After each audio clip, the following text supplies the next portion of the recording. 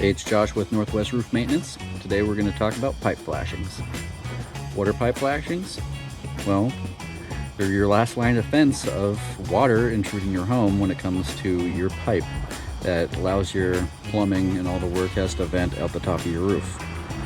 And how it does that is with an example here, a galvanized metal with a rubber gasket around it. And this is an example of a failure of how these can go wrong and what will lead to leaks in your roof. You can see cracks on the outside, which this is no good.